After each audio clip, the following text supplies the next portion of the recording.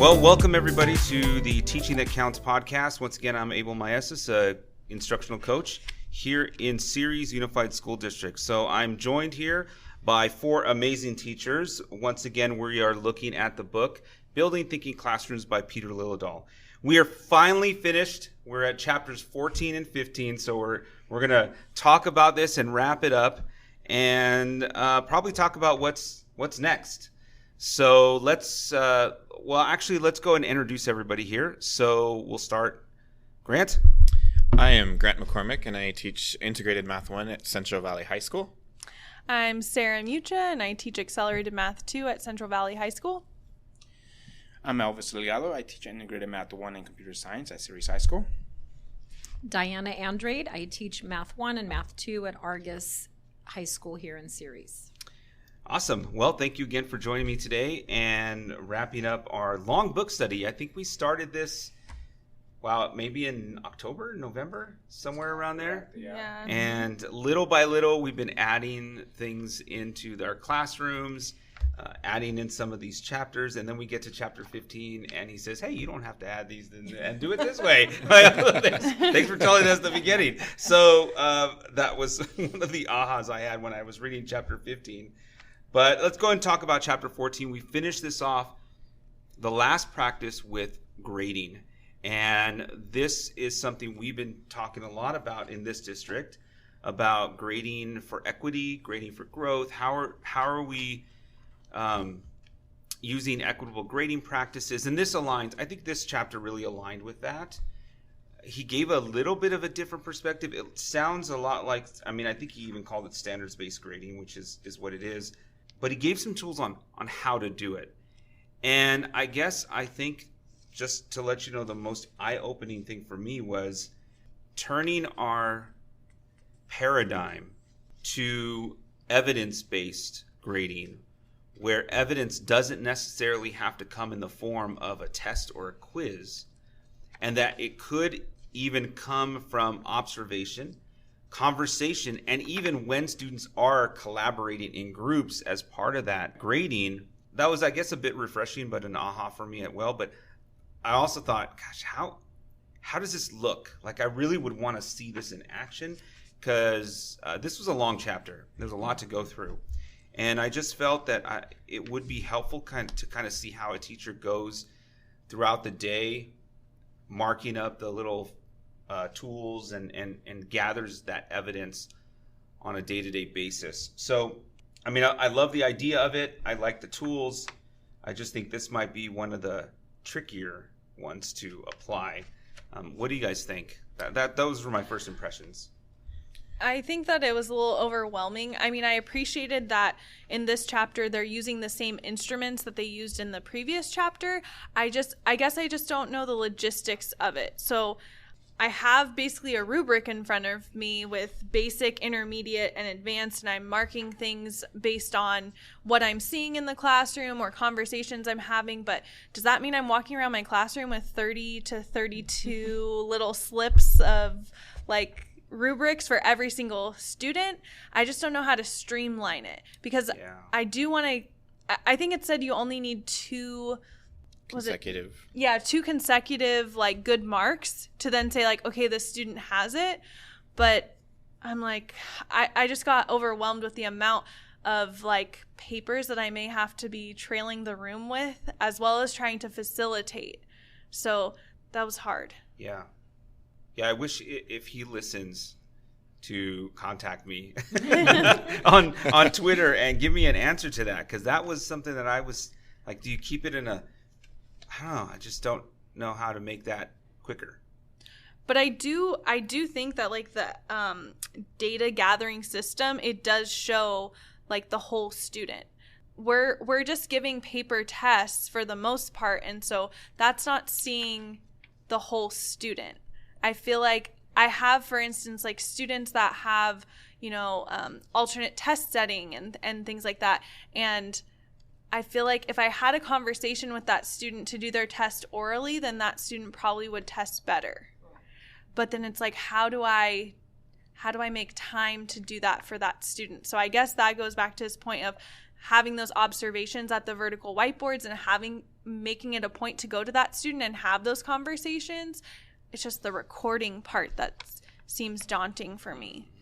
Yeah, I wanted to add to that with the whole streamline. As I was reading the chapter, I felt overwhelmed. Like, I want to stop reading this because I don't think I can do this. I told myself, like, there's way too much work here. But I do like the idea of using data for grading. I mean, we need to implement it. We had to find a streamline for that. And something that kind of like stood out for me was, looking through it, was it in this chapter, the myth about grading? Yeah, objectivity is a myth. Yeah. Yeah. Oh yeah, how you grade if you grade first period, you might grade it harsher than fifth period. And then I was like, oh no, I'm taking home a bunch of tests, like this is gonna happen. So I'm like, maybe I should start with fifth period this time and like, mix it up, because I do feel like I get into a flow of grading after first period. And then it's like, I don't know if I'm being more lenient or more harsh as I go on. I thought that was really like, whoa. I get tired, so I start being a lot lenient. And I was like, wait, how did this student get an A? Or how did the student pass my class? Like, as I go back, it's like, and I do grade it again, it's like, this student should have not passed my test. And then I had to double grade my test in a sense to that. But yeah, that's what I wanted to mention. And in that vein, it says that the discrepancies in how you grade is because of how much time we are spending grading summative assessments or things like that. Mm-hmm. And there's all those frequently asked questions of how much time this takes. And the most eye-opening thing for me was when it mentions, well, maybe you don't grade that question for that kid on that test if you already have that evidence that kid has got it. And thinking of, oh, well, if I don't have to grade all of the questions for all of my kids, grading that test could actually take a whole lot less time. And then I'm not worried about, I didn't finish on Friday and I don't get back to grading until Monday and having that discrepancy. I thought of that too. I was like, wow, imagine grading a test where one student does 2 problems and then the other student maybe does 3 and another one does 2.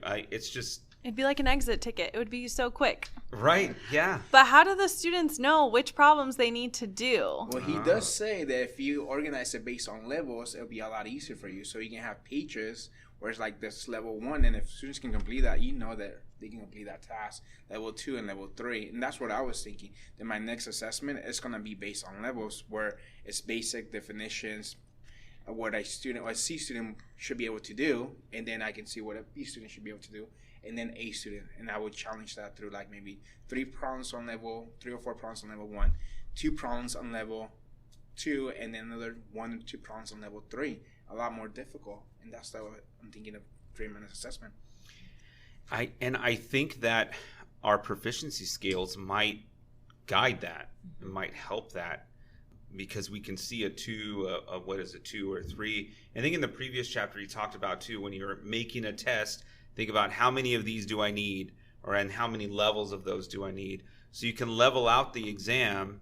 And he does say, right, if a student can do a 5, what he calls does he call level 5? An advanced, right? If a student can do an advanced problem, backwards compatible. It's backwards compatible. So it just automatically covers the previous things. And I think that when we create a test, or we're looking at a test from a curriculum, we really have to keep in mind, can the student, if this is my advanced problem, can a student do this problem without being able to do some of the basic intermediate stuff? If the answer is yes, then it's not an advanced problem, right? They have to be able to do some of the other things before they can do that, and then it becomes an advanced problem. So that way you can then, they hit the advanced. They weren't able to hit the basic and intermediate, in the exit tickets. But here we are now. They did this one advanced problem. Boom, done. Like, I don't even have to do much work in terms of the grading. So I thought that was a benefit. I could see that, like, reducing the amount of work. Definitely. Once you get over the idea of how am I going to keep track of 150 students' instruments, right? Yeah. And how many am I having on my clipboard as I'm walking around the classroom on that day and recording all that evidence, while also trying to provide hints and extensions and manage flow. that's going to have to come after shoring up some of the other practices, I think, for me. But I am looking forward to it. Yeah, I know Peter said that he has a system, and on page 260, he has his check marks for everything, and his 6 symbols that he uses for checking students' understanding. It's like, I don't know if I can keep track of all 6 symbols at once while I'm grading all these kids at once. So I appreciate the suggestion, but when there's 32, 35 students, it does become overwhelming. And it's like, what do we do then? Well, I wonder if it's like the previous chapter where maybe you're only grading 3 groups or 3 students, So, but I think also yeah, those are suggestions for marks, but you could come up with your own marks maybe. Yeah, you could. And, there are only 6. I think after a while, it becomes easy. I would say it's going to take some time for the teacher and student to get used to that. Yeah, when I was going through this, and I don't have 30-some students in my class. So for me, I think it's going to be a good, testing point. But how I saw it is I do use my roster, and then I will make marks for those students, I have my own little thing, but I could easily adapt it to whatever we're doing that day. So maybe it is a group task, and I could just mark on the bottom, group task. So I don't have 30 pieces of paper. Maybe you just have your roster and you write down, this is what we did, and then you can give your own little, yes or no, or whatever it is you want to use for your mark. So that's kind of how I was thinking. Instead of taking 35, one for each kid, maybe just use your roster for that. That's a good idea. Yeah, and it might be like in a single lesson or day, there are really only 2 things you're looking at. Correct. Right? You might only have a basic and an intermediate task. Right. Or you might only have maybe the intermediate is the task, and then the basic is an exit ticket, and that's all you're looking at that day. Yeah, and I think as we all know, as professionals in our classrooms, the students who have it, and the students who are right there, but maybe just need a little hint, So I think that comes quickly, and then on the flip side, you also know the students who you need to support a little bit more. So I think, in the overall scheme of things, I think it would go a little bit quicker than what. As we were reading this, we're like, oh my God, because I was the same way. All those pieces of paper, I can't imagine those poor comprehensive high school teachers doing this. But I definitely did like the idea of basing your questions on the level. And because I know I do have, one of his questions is, can you think of some students who would only giving the first page of the test could be beneficial? Absolutely. I have so many students that just get that anxiety and we all do. But so I definitely think that would be a good thing. Okay, here, I just need you to do this. And then if they do complete that in a timely fashion, then, then you can go on to the next page of the next level. So I thought that was really good. That's something I definitely want to do next fall. And then I also like the collaborative testing. So to me, it's like we're doing everything in groups, right? And they're working together all the time. But then here's that test, and now you got to be on your own. Yeah. So I like the idea of maybe letting them look at some problems or collaborate over some problems, maybe the day before or maybe right before, and then go ahead and give them that assessment. I don't know. Well, I think that this method helps when we're thinking of, is it fair for us to grade in a group, like a group grade? And, coming into this, I would say, well, not really fair because some kids might do more than other kids would do, right? You would give them a quiz and they collaborate, but clearly one kid is just not collaborating at all and the other 2 are doing it. Well, this takes into account that, right? That's why we have the little G. The G is they were able to do this in a group. But if you got a G and then you got an X for the individual thing, that's not enough data. Now you're back to the previous level. So that takes into account that equity piece that is inherent with group quizzes or assessments. So I really did like that. And it really does bring back, and I like this sentence, I underlined it and highlighted it, both. Grading becomes a byproduct of learning rather than the objective of learning. I feel so often, this is on page 267, I feel so often we get so caught up in the CASP and the test and the grades, and that we keep thinking that the objective is for students to do well on the test.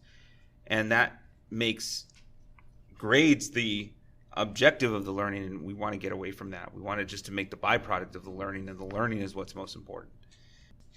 I also liked in the FAQs they talked about color coding your data. I love color coding, so you would love that section, Yeah. right? so whether it was a test or quiz data versus observational data, so that way you could kind of streamline your like, I'm going to call it a rubric, but I know it's not. It's an instrument for recording student data. So, you could have check marks and X's but if it's green, it's group work, or if it's purple, it's on the test or exit tickets, and then another color for observations. So it's more visual. So I wanted to add too that back in chapter 12, just backtracking a little bit, it says what we choose to evaluate anything in classroom. I had my students actually create a rubric for themselves on what I should be grading them. And I asked them a simple question, because this my rubric was going to be based on, was what makes a good learner? And so students knew what a good learner was, and after they came up with keywords or sentences, we circled 3 of those. And the top ones was taking notes, showing grit, perseverance, and paying attention. And they know that now that I go around my classroom, because now they have a rubric, that's what I'm grading for. That's what I'm looking for. So when I go around and I sign the back of their Cornell notes and it says, here, you're showing grit. Thank you for being on task. You didn't give up on problem. I'll give them the points for that. Or if I see they didn't take any notes, they get a 0, and they know that they need to try again to get those points for the next day. I definitely like that, going back to, evaluating what you value. And I did similar with my students. We did a little collaborative activity. And before we started, I asked them, what does good collaboration look like? And we did that little T-chart. This is good, and then this would be the opposite of good. And, then we immersed in that activity. And so I did something similar with that, like let them, but I do think this is a really good tool to use to evaluate those things like that we value, and I really like your grit and the perseverance and those things. And I know last time we talked about the practices, so I think we could tie a lot of that into what we're doing here with these rubrics as well, or these instruments. And then the other thing I wanted to say, and probably the last thing I had highlighted here, was just going back to the actual test, allowing some students not to have to take it. So that was kind of a practice that I always did at the end of the semester at my traditional high school was, hey, if you had an A going into the final, you did not have to take the final. So this really made me think, well, if I know a student has it, then why in the world would I make them do that summative assessment? So that is something also that I'm going to start implementing. Yeah. Show me what you already know that I already know that you know it. Exactly. Right? Just so I can put it in the grade book and someone else can see that you know it. They don't know that we know that they know that we know that. Because the parents don't know that we know that they know that. Yeah, that's it seems a pretty redundant.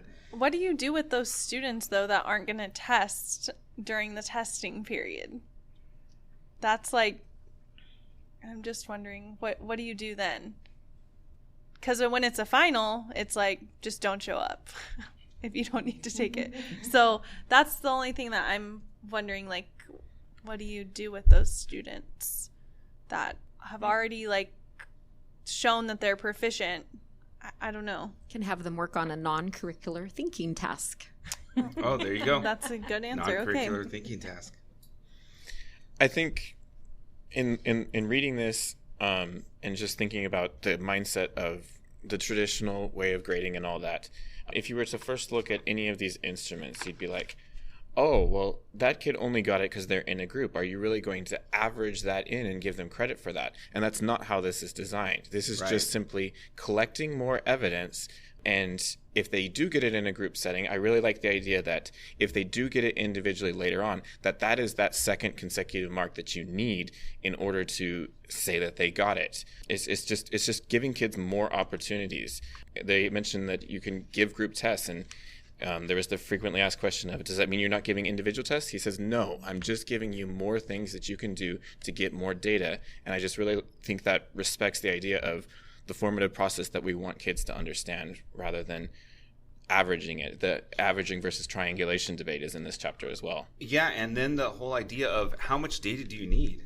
Like he talked about, like, do you really need that much information?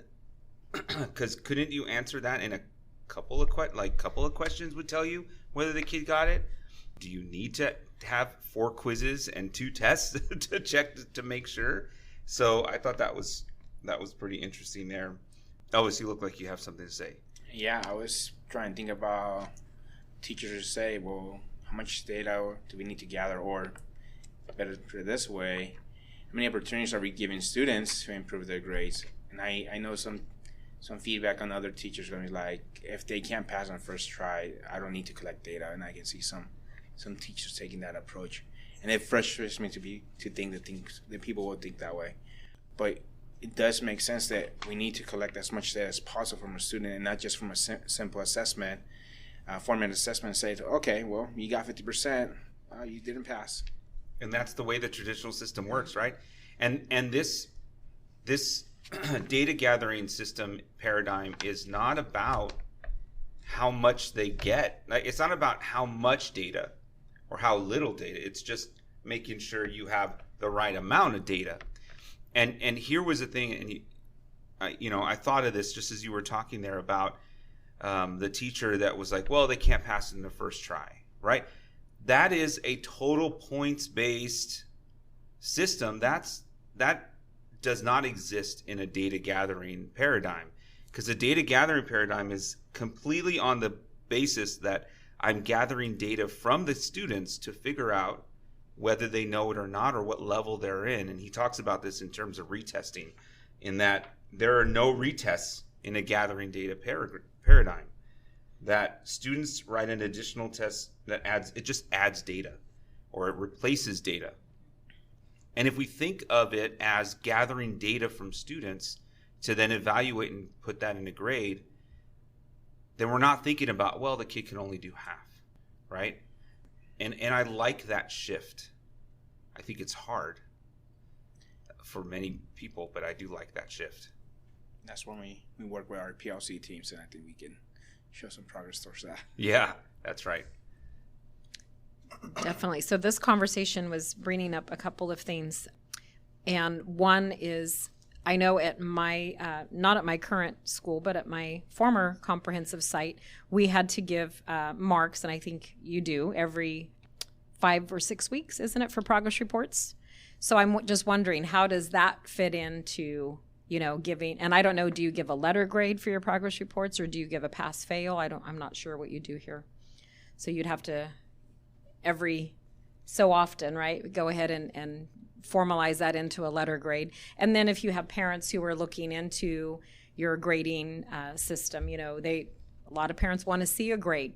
So I don't know how often you take those data points and put them into a formal grade book, because you are required to in some sites. And I know that was a lot of the questions in the back as well. Yeah, I had that same question about parent communication. Yeah.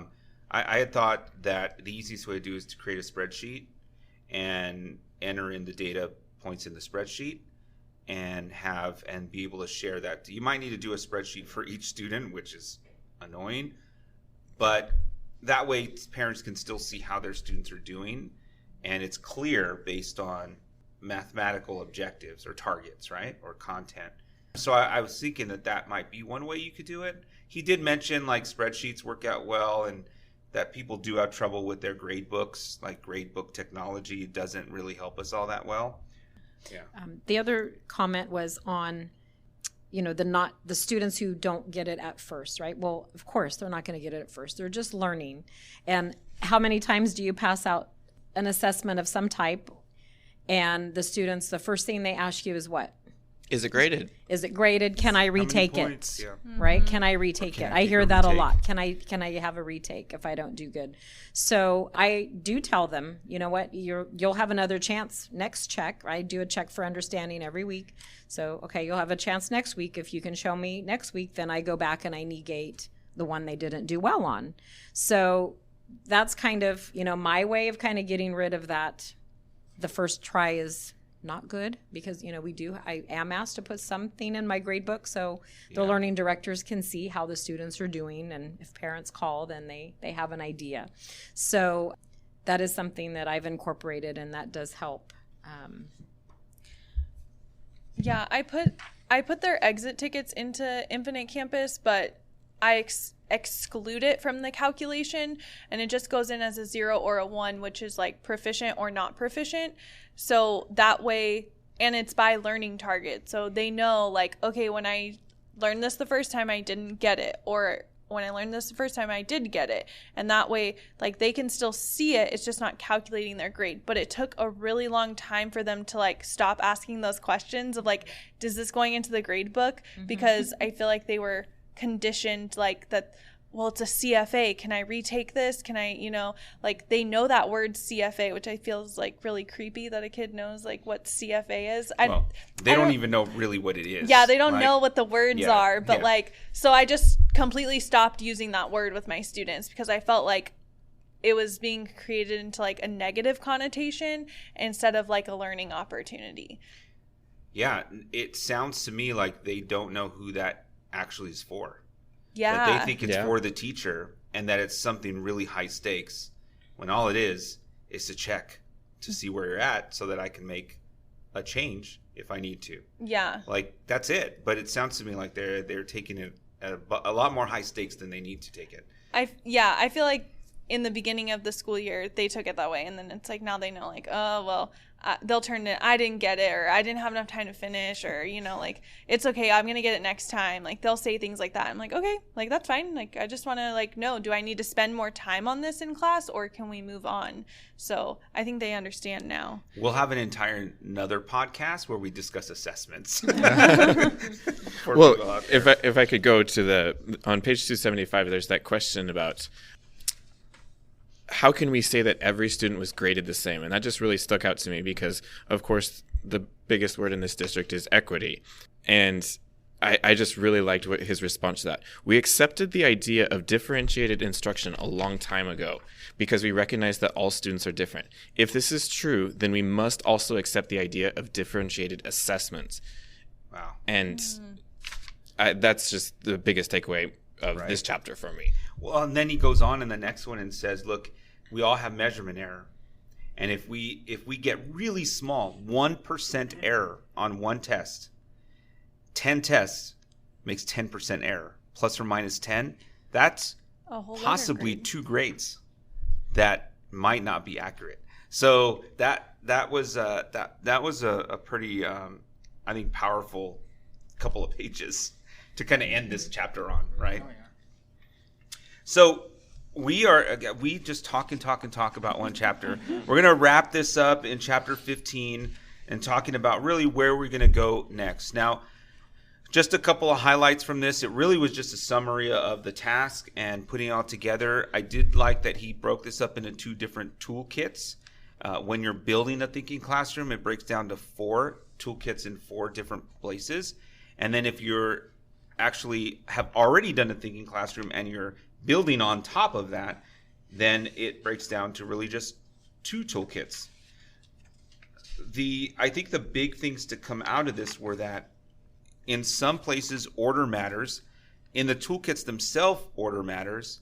But beyond anything, when you do this, it has to start with those first 3 tasks.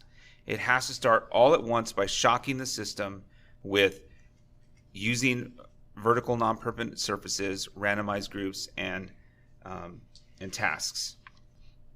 You don't have to do all of these things all at once because your students can't handle that, and nor could the teacher. So they really have to be delineated out in an order and a little bit at a time.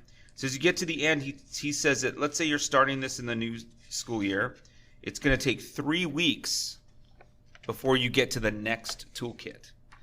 So that got me thinking, wow, you're going to need to spend 3 weeks just thinking about that before you even start check your understanding questions. You're still in 3 weeks of getting them to be that as the norm. So I thought that was really fascinating. The second thing was his typical lesson sequence. I thought this fit very nicely with Open Up. I think this can be done with Open Up, and I know some of the teachers are not giving homework. This would work as well for that, where you do the thinking task, you consolidate from the bottom, and then the day 2, you do more of the task, consolidate, have them have time for meaningful notes, and then give them time to do some check your understanding questions. I worked on a EFFL lesson today for mathematic, and we used this form here. So we gave them the task, we consolidated from the bottom, and then we had them take some notes, the end there, and the formalized piece, and then we had them 10 minutes work on check your understanding questions. And then we had them get into pairs and talk about what they got, and then we gave them the answers. And that worked really great. Those students that weren't engaged in the task were engaged in the check your understanding questions, which was weird. I don't know why that happened. But I think this lesson design sequence, I think is going to work really well with what we have. I do have a thought. I wish I would have read this chapter before I started the book. I feel like he needs to say that somewhere, right? Yeah, it should have been nice to just read this and then try to figure out how we progress with the rest of the book. But he definitely does breaks it down based on the toolkits. As I was looking at the ideas, I had my order, and I was like, hey, I like this, but then I was continuing reading the book. He does have a system for it, but then I was like, maybe I can take some of these ideas and implement it in my own way. And I definitely am going to shock the system, because the first day of school, there's not going to be any tables in my classroom. So when kids walk in, I want them to know, like, this is not a normal classroom. And that's why I want them to know that we're going to be learning here. Yeah, and the thing he talks about here is that they come in thinking, oh, this is not a normal classroom. But after a few weeks, that becomes the norm, not the change. Right, I know a lot of this group has been implementing some of these as changes in their classes, and it's taken a while. Kids have gotten used to it, but it was a change that they had to deal with. When you start at the beginning of the year, it's the norm, and I thought that was, I think it's just going to work out better once you start at the beginning of the year. Yeah, that's what I was thinking when I was reading this. I'm like, oh, I can't wait for August, because I was thinking the same thing. They're going to walk in, and the desks, I'm thinking, are probably going to be pushed somewhere where they can't sit down, and they're going to huddle up, and we're going to start with a thinking task. And yeah, and I even had today a student say something about wanting to sit in the back. And I said, okay, well, where would that be? And he's like, well, over there. And I said, okay, well, today I'm going to be doing stuff here. And then he's like, oh, okay, well then over there. And he pointed to the opposite end. So they're like, baffled, because they don't know where the back of the classroom is, which is cool. But yeah, I agree. I definitely wish I would have peeked in chapter 15. Yeah. But it does make sense. And I do appreciate how he's grouped these. And now that you've read them all, you're kind of like, oh, okay, I get that. We need to do these. Doesn't matter which order, but these we got to do in this order. So it makes sense after reading the book. I will say in the introduction, he does mention something about chapter 15. So He does. He says, you can read it in whatever order. So if you wanted to start with 15, you could, and then backtrack. No, we didn't do that, but we could have. Something that popped out on the notes, he says on page 293, in normative settings, note-taking is more akin to scribing what is written on the boards. This requires little to no thinking and little to no ownership over what gets written down. Man, after reading the part on note taking and giving students ownership of like, this is what, you're the one that's got to remember this, not me. I feel that so much in my core, that we're just so much pushing and write this down, and kids don't care. I feel like reading this chapter, it kind of validated all the things that I'd been doing in my classroom, because we were like starting to implement things as we were reading it. So like the, toolkit 1 and 2 and, well, really 3, where he talks about consolidating. I'm like, okay, I'm doing that. Oh, I'm doing this. Okay. So it felt like a good way to wrap up the book and like tie everything up with a bow.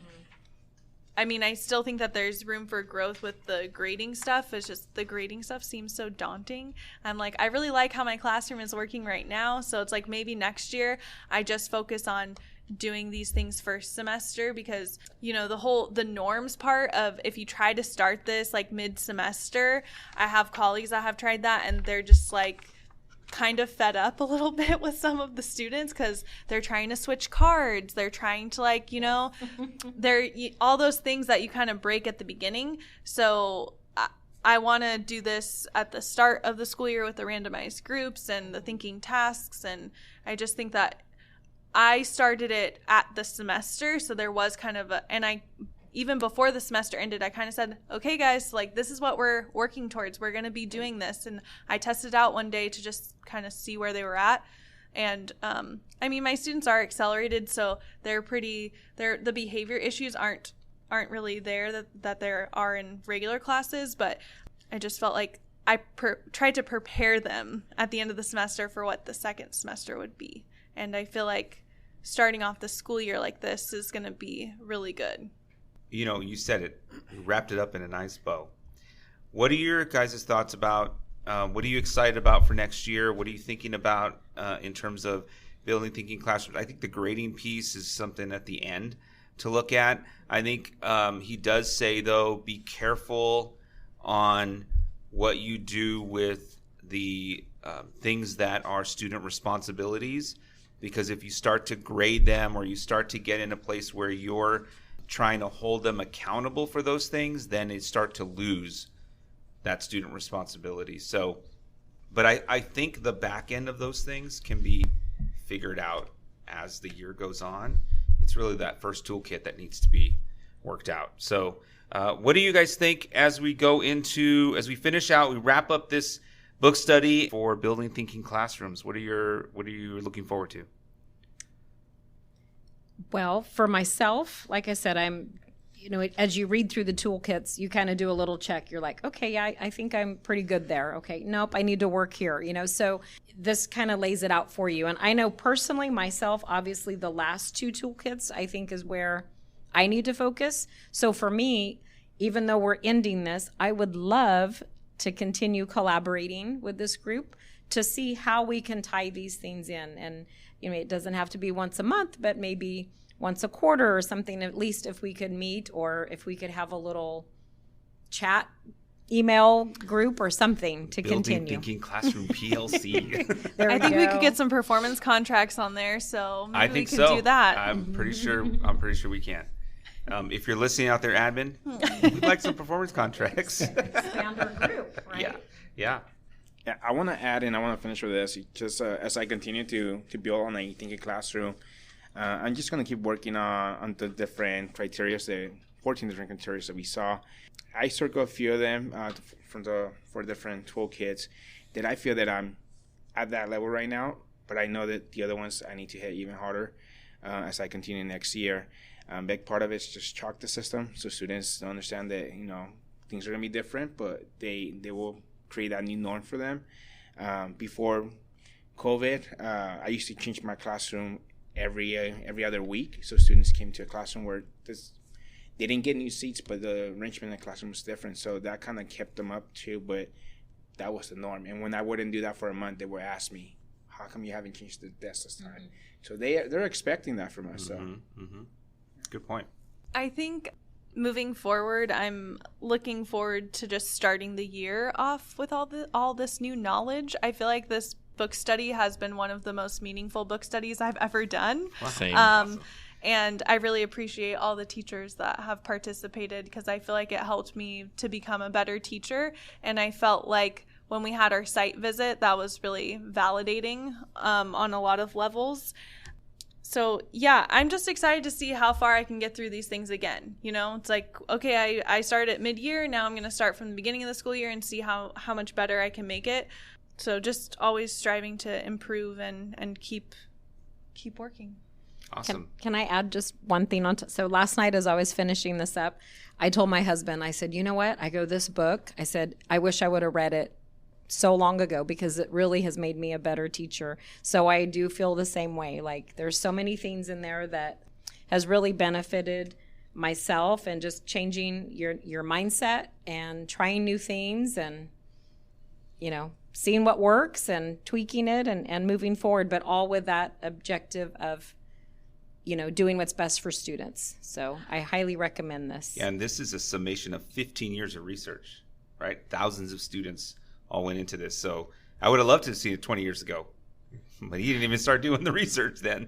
I feel like even talking to friends and family members that are not in education, they're like, wow, that sounds really cool. Like, I wish that I had that experience in school, you know, like talking about just the vertical whiteboards, and them being like, oh yeah, I remember we would get like those study rooms in the library before a big test and cram and like basically do that. And I'm just like, yeah. And so it's really nice to hear from people inside education, but also people on the outside of education that, you know, are recognizing that this is good stuff. Yeah. Yeah, just to add on to what everyone's been saying, I would probably said a lot of those same things myself, but for me, I think one of the most consequential things here is that it really has answered that question of like, how do we get away from DI? Because we've been told that for years. We've been told that we're the professionals and we can figure it out. And we've tried things that have worked, but we didn't have the research to back it up. And that's what I really appreciate probably the most about this book. You know, I think at the beginning of this book study, we all said what chapter we were looking forward to the most and all that kind of thing. And I really like that there was this question in here like, oh, I really like this practice. Why can't I put it at the beginning of the framework? And it's like, that's not what the research says. Right. That's exactly. Do it in this order for this reason. Trust us. And I feel like I can trust them. Yeah. Yeah. And you know what? I think as we had this experience, we said, I'm looking forward to this chapter. And then the next time, oh, I'm looking forward to the next one. Oh, I'm looking forward to the next one. So this has been just an awesome experience to go through this with you guys. And I really appreciate all of the time and effort that you've put in to this year and this study. And I look forward to continue working with you, like Diana said, as we form a little group and maybe start spreading this more across the district and show everyone that, you know, we can get students engaged and thinking and learning. Because if there's no thinking, there's no learning. So thank you for joining me today. That wraps up our podcast. And we will talk to you all next time.